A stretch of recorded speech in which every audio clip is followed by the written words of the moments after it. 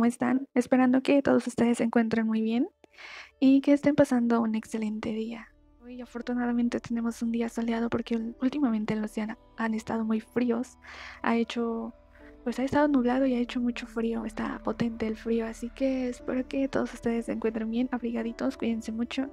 no se descuiden. El tema que vamos a abordar está muy relacionado con el tema que habíamos trabajado, bueno, sí, con los temas expuestos por Guillermo Michel, pero en este caso vamos a trabajar con la autora Palacios Lourdes. Esta autora manejó un artículo, un estudio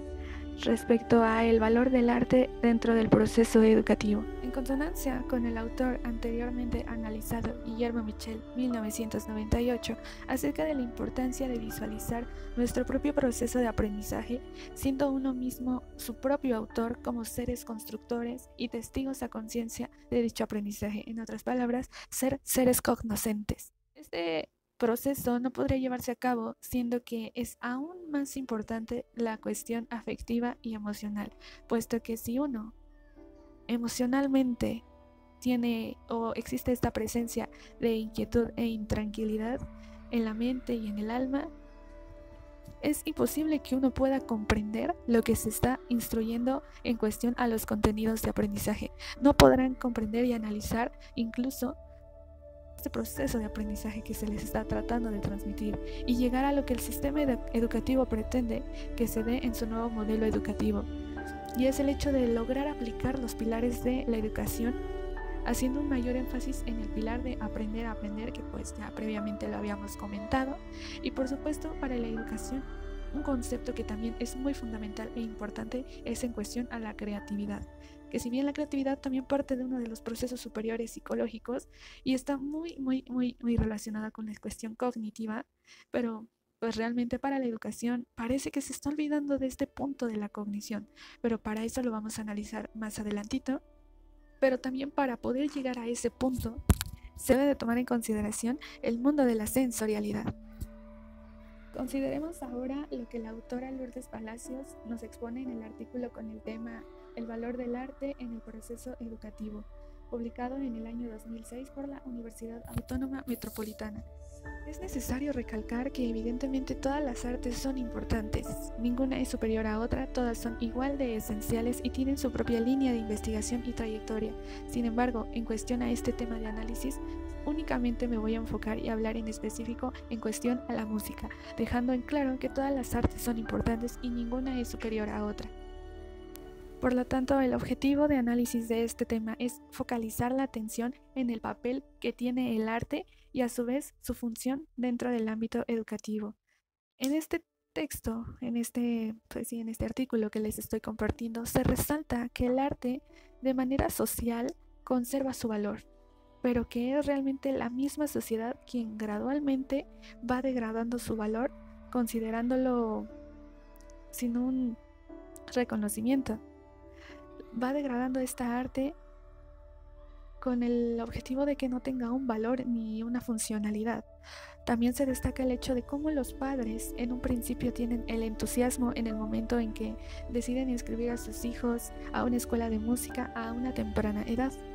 Y esto lo podemos ver no solo en la música, también lo podemos ver en las otras líneas artísticas, este entusiasmo e interés para que, por el hecho de que sus hijos tienen este deseo de formar parte del teatro, de la pintura, de la música, de ballet, de danza folclórica, cualquiera de estas líneas artísticas. Siendo así que este tipo de comportamiento solo tiende a ser notorio y exclusivo por parte de algunos padres de familia o madres de familia en la etapa de la infancia. Podríamos hacernos nosotros la siguiente pregunta: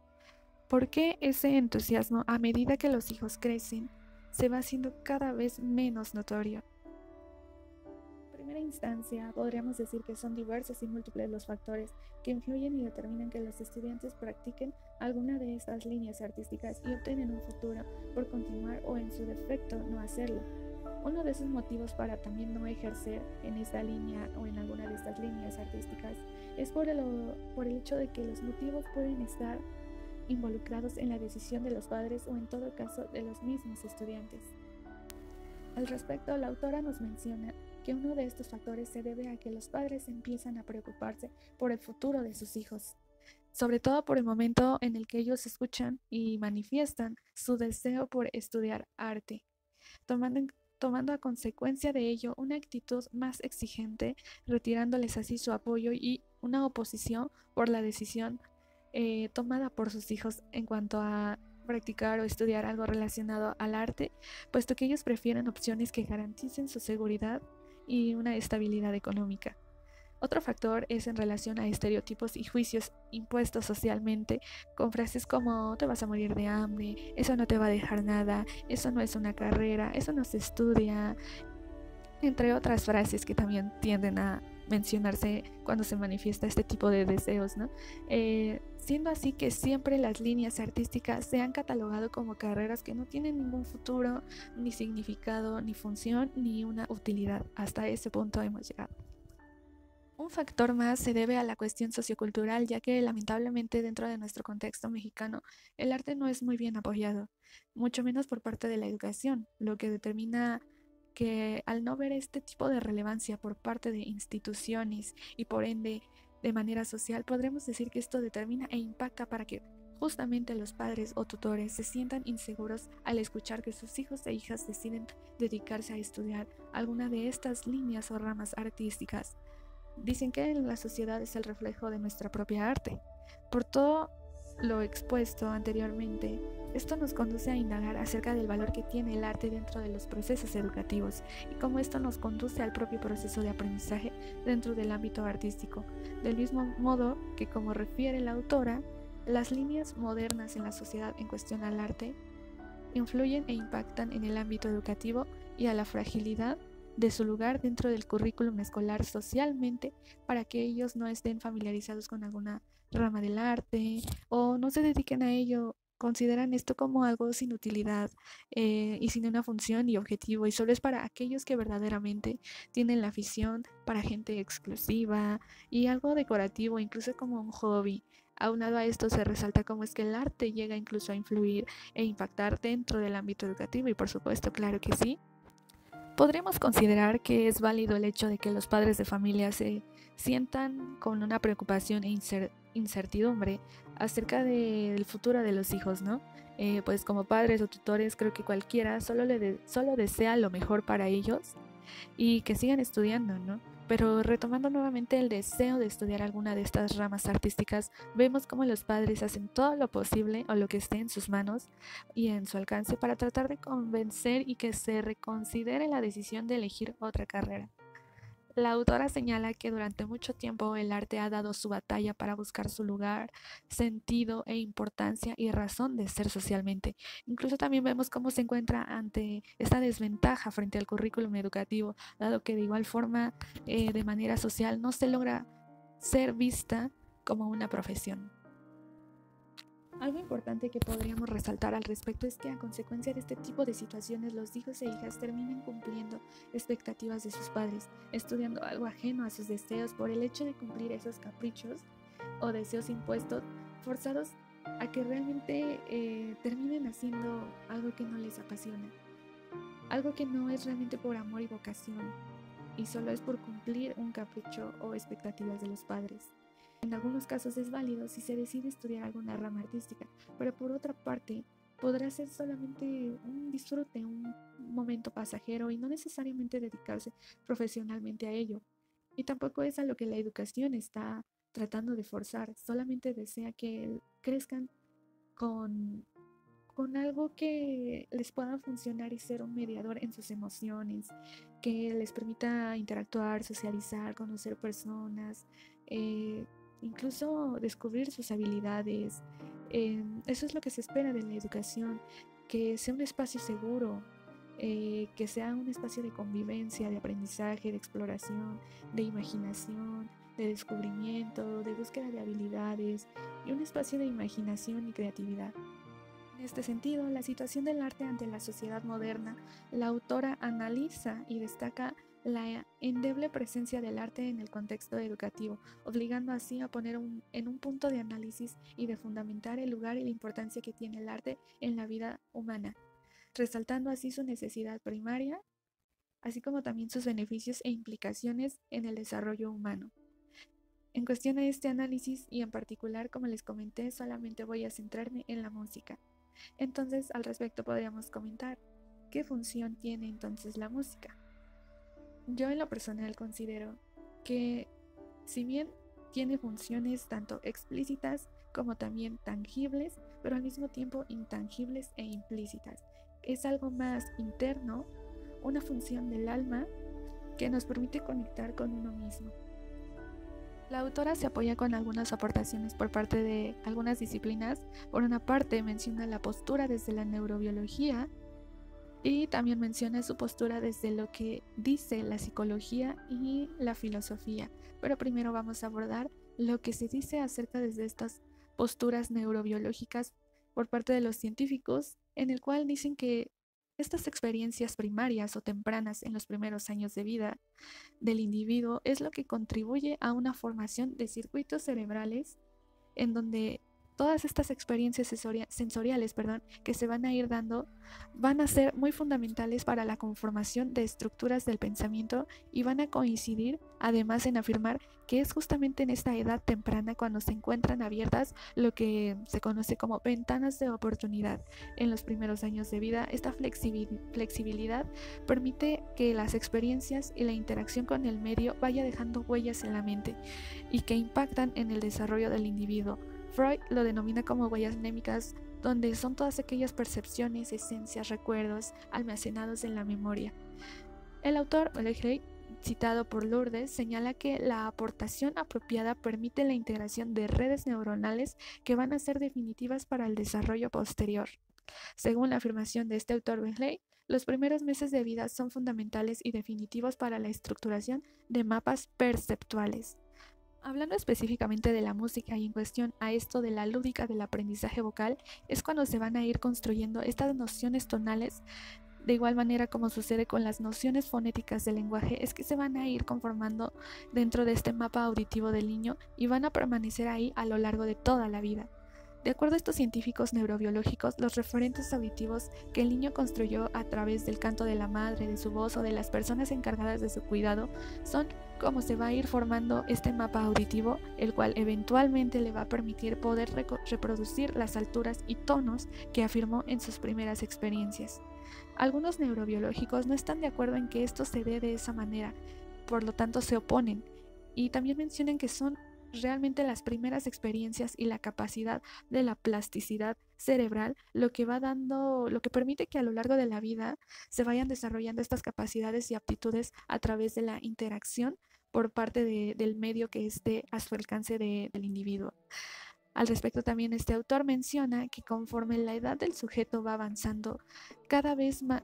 se va a ir dificultando la educación y reducción de este órgano,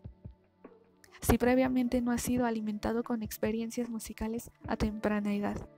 Dentro de esta línea se sigue trabajando y estudiando para seguir construyendo experiencias que permitan generar aportaciones con mayor precisión y comprender la participación de experiencias ambientales en el desarrollo humano. Otras líneas que, como les mencioné, que han contribuido es por parte de la psicología y la filosofía. Aquí nos comparten algunos autores muy importantes y que han contribuido en cuestión a este tema. Por una parte tenemos a Rudolf Arnhem,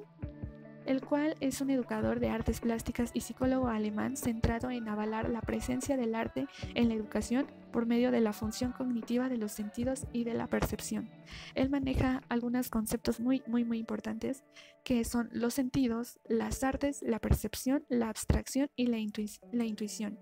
En cuestión a los sentidos, él considera que estos desempeñan un papel crucial en nuestra vida cognitiva, en el sistema sensorial, el cual es uno de los principales recursos para poder aprender a usarlos inteligentemente,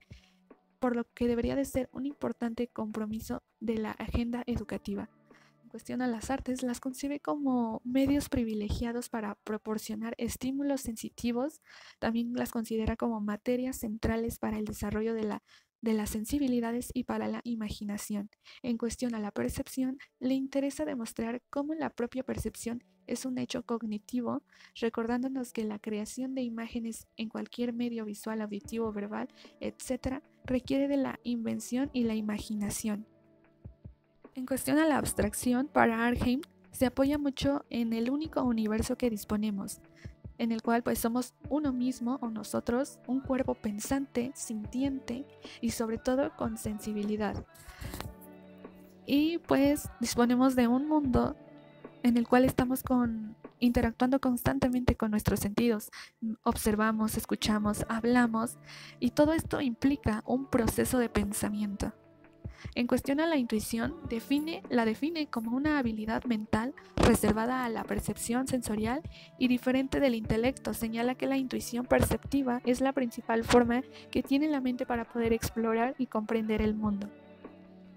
Otro autor que aquí se menciona y se hace énfasis es Howard Gardner. Es un psicólogo estadounidense con línea en las artes y la música y en cuestiones de análisis en las capacidades cognitivas, formulando la teoría de las inteligencias múltiples. Howard Gardner nos habla acerca del pensamiento artístico, en el cual él consideraba que, al igual que la ciencia y las matemáticas, las artes implicaban formas complejas de pensamiento,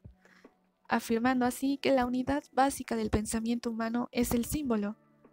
que las entidades básicas con las que operan los seres humanos en un contexto significativo son los sistemas simbólicos, abriendo así la posibilidad de una interminable elaboración de mundos significativos en las artes, las ciencias y en todos los dominios de la actividad humana. Al igual que con sus ideas y con otros colaboradores, en cuestión a la creación artística, desde Cassirer, en la cual está mencionada por Gardner, nuestra construcción de la realidad se basa en la disponibilidad de una vasta colección de concepciones mentales o formas simbólicas, en el cual los esfuerzos de los seres humanos por captar sus experiencias y expresarlas en formas que puedan comunicarse con eficacia dependen de una combinación de estas concepciones o de formas simbólicas. Cuando hacen referencia a los símbolos, destacan que no son simples herramientas o mecanismos de pensamientos, sino que estos mismos son el funcionamiento del pensamiento, son formas vitales de actividad y los únicos medios que se disponen para poder hacer de nuestra realidad y sintetizar el mundo. Es imposible concebir a la actividad de simbolizar como algo separado de la imaginación y la creatividad humana, porque el hombre vive en un universo simbólico. Por otra parte, Susan Langer, mencionada por Gardner en cuestión al conocimiento de la mente humana, ella planteó la posibilidad inédita de analizar los sentimientos, emociones y otros elementos intangibles de la experiencia humana a través del dominio relativamente público del análisis de los símbolos. Gottman reconoce también la existencia de diferentes clases de símbolos y de sistemas simbólicos y se interesa sobre todo por el estudio de sus tipos y su funcionamiento. A través de su trabajo respecto a las innumerables versiones del mundo a través de la física, la filosofía o las artes, este autor señala que todas esas versiones son construidas por nosotros y afirma que no habría razón para reclamar por una prioridad de una sobre otra, que es lo que les comentaba, que ninguna arte es superior a otra. Desde su punto de vista, el arte y la ciencia ocupan lugares semejantes dentro del amplio mundo del conocimiento humano. Un último autor que menciona es Sánchez Vázquez, mencionado igual por Gardner, que de igual manera aborda la relación desigual ante la ciencia y el arte a través de un texto de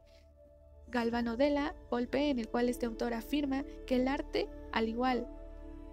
que la ciencia, posee racionalidad y discursividad, son lenguajes o sistemas de signos en los que se exterioriza el pensamiento. Estas son algunas de las posturas en las que Howard Gardner también menciona estas líneas acerca del arte, del pensamiento, de la sensación, de las emociones, que quizás no los dice tan de manera explícita, pero sí de manera implícita a través de estos autores. Un último autor, que menciona y que destaca y que también está muy inmerso en toda esta línea es Elliot Eisner. Es profesor de arte y educación estadounidense. Él sí maneja estas concepciones de los sentidos, la cognición, la percepción, representaciones mentales y cómo todo esto también impacta en el ámbito educativo. Cuestiona los sentidos. Eisner, para él los sentidos tienen una gran importancia en la formación de las concepciones, en las transformaciones de estas mismas y en las formas de representación con las cuales los seres humanos hacen públicas sus experiencias individuales y la necesidad de que la educación, también hace énfasis en la necesidad de que la educación debería de procurar el cultivo de la inteligencia en las diversas maneras en que ésta opera y contribuya así al desarrollo de diferentes formas. Por otra parte, en cuestión a la cognición,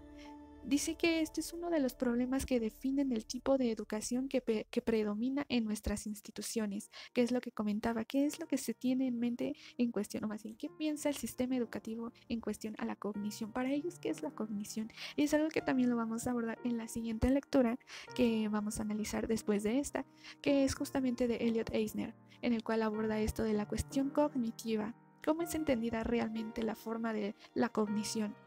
Eisner aclara la necesidad de entender la cognición en un sentido amplio y no disociado a la afectividad, que es lo que también les comentaba, que no podríamos hablar de creatividad si también se está dejando de lado la cuestión sensorialidad o sintiente.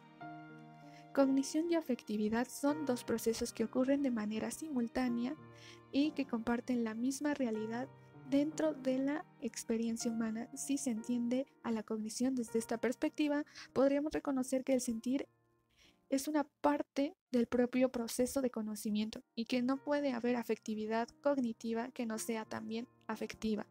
También Eisner mencionaba que una vez que se ubica al sentir como parte del conocimiento, se abre esta posibilidad de considerar la importancia que tiene la función de los sentidos y su papel en la formación de la vida cognitiva. Para Eisner, los sentidos son sistemas de recolección de información y los medios que aportan el material con el cual se construyen estas concepciones. Afirma que estos sentidos proveen el material para la creación de la conciencia. En cuestión a la percepción, Eisner coincide con Argent al reconocer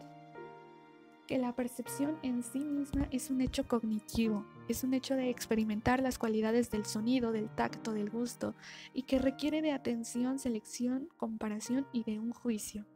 A través de nuestro sistema sensorial, nos dice Eisner, aprendemos a leer las cualidades del entorno. La vista, el oído y el tacto no solo nos permiten leer escenas, sino también funcionan como recursos por los cuales nuestras experiencias pueden ser transformadas en símbolos. Lo que vemos, oímos y tocamos constituye la materia a partir de la cual se crean estas formas de representaciones, estas representaciones mentales, que es a lo que nos lleva en este siguiente punto. Eisner define a las representaciones como estos medios expresivos que sirven para transmitir a otros las concepciones creadas en la experiencia individual. Las formas de representación nos dice que éstas se manifiestan de diversas maneras, por medio también del lenguaje y por los números, por la música, por la danza, por las artes plásticas, entre otras formas. Es a través de ellas que también podemos establecer puentes de comunicación con otros seres humanos y hacer público el conocimiento privado. Afirma que cada forma de representación es una manera muy específica de decir y expresar las ideas y los sentimientos. Así también, cada forma de representación posee sus propios procedimientos y técnicas y sus cualidades únicas para poder expresar ciertas ideas que de otra forma no podrían expresarse. Por último, en cuestión a cómo se lleva todas estas concepciones, estos puntos al ámbito educativo. Aquí Eisner menciona que debería ser el espacio, en este caso la escuela, en donde se brinde la oportunidad para el desarrollo de las diferentes aptitudes y para la promoción de las múltiples formas de inteligencia. Considera que la escuela actual limita las formas de representación a las palabras y los números, lo cual esto genera desigualdades educativas,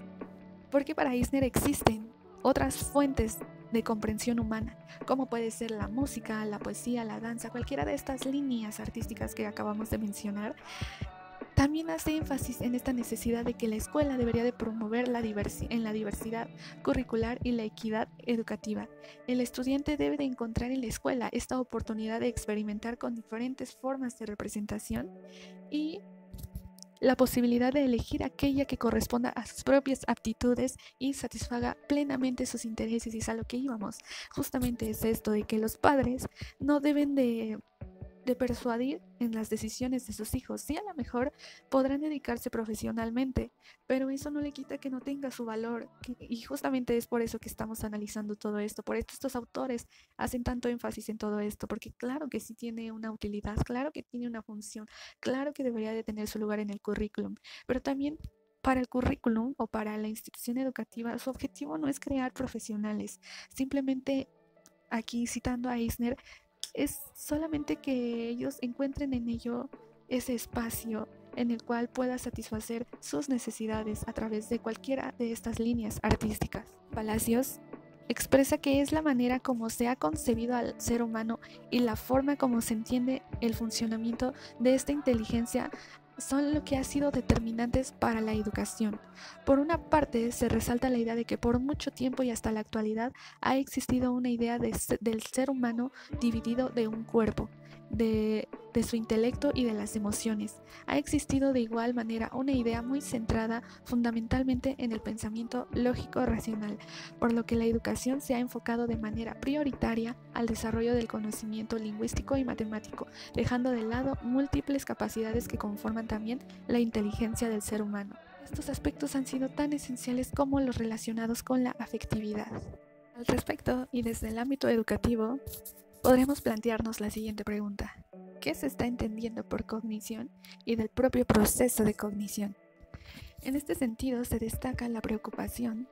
por llegar a una mejor comprensión de la afectividad de la mente y a un mayor conocimiento de las características de la personalidad humana con el propósito de ampliar la visión que se tiene hasta nuestros días.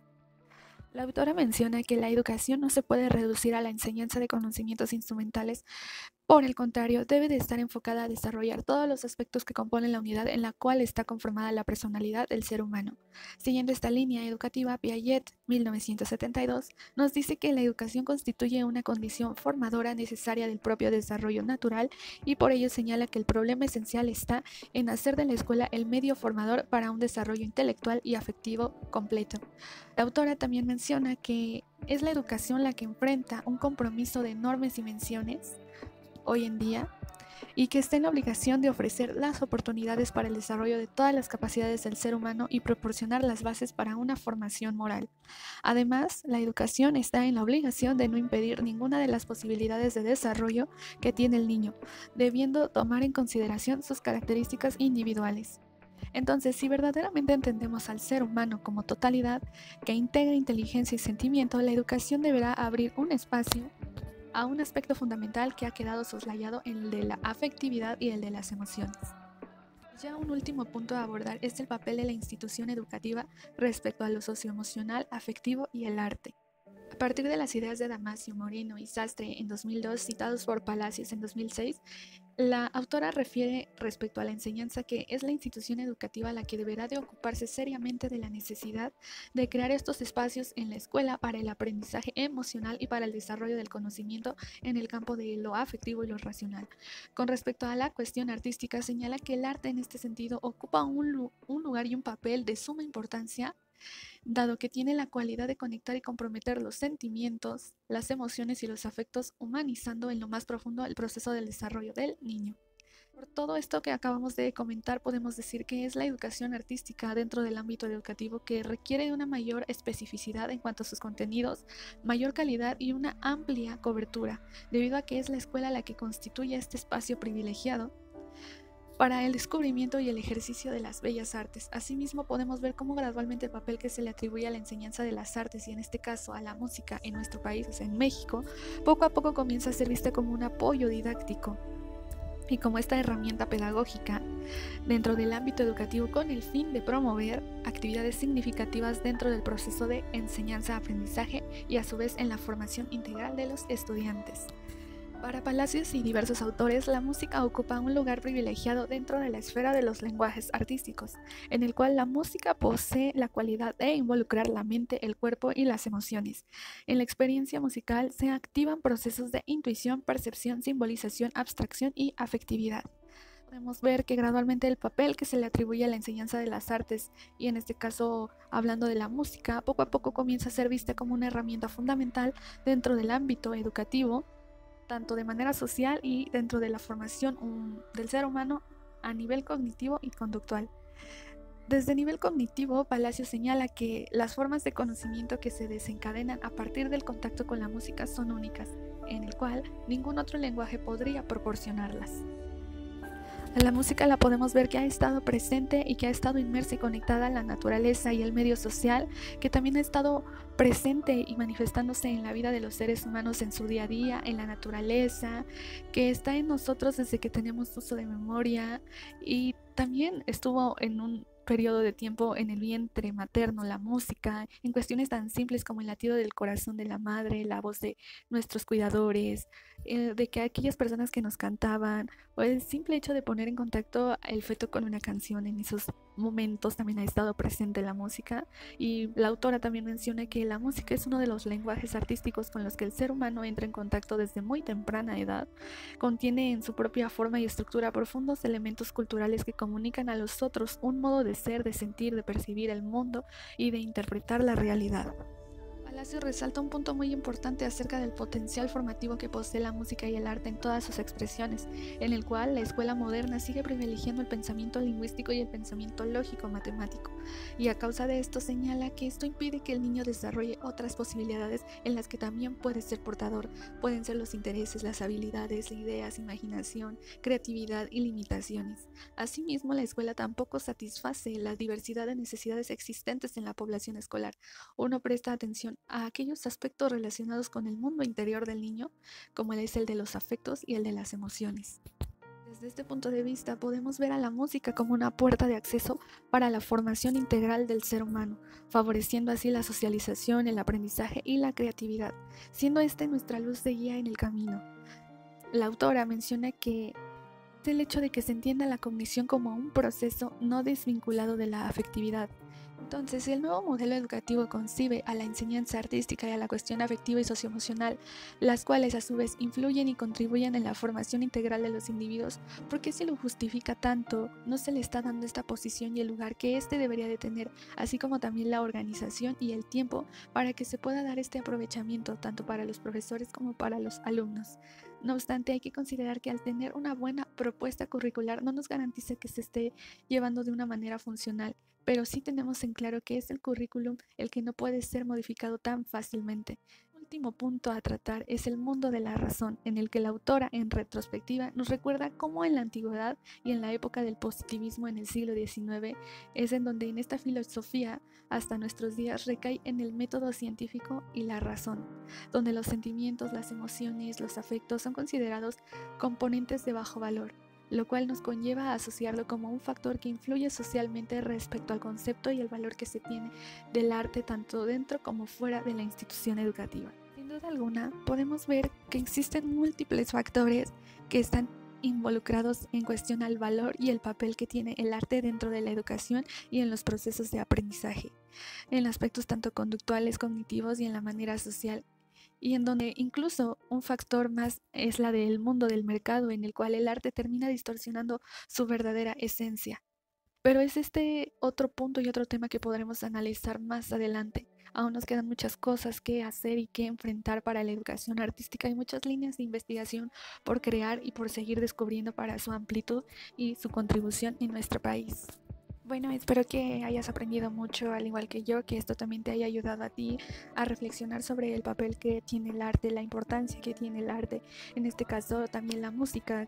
que como lo mencioné, no es que quiera hacer una más que otra, pero bueno, yo me estoy enfocando más en la línea de la música, que claro, por supuesto, es importante y tiene sus contribuciones y un papel y un protagonismo dentro del ámbito educativo, que todavía nos falta mucho por recorrer y analizar juntos, y espero que me puedas seguir acompañando. Te agradezco mucho por tomarte tu tiempo y ver este video. Cuídate mucho, te mando un abrazo fuerte. Nos vemos pronto. Adiós.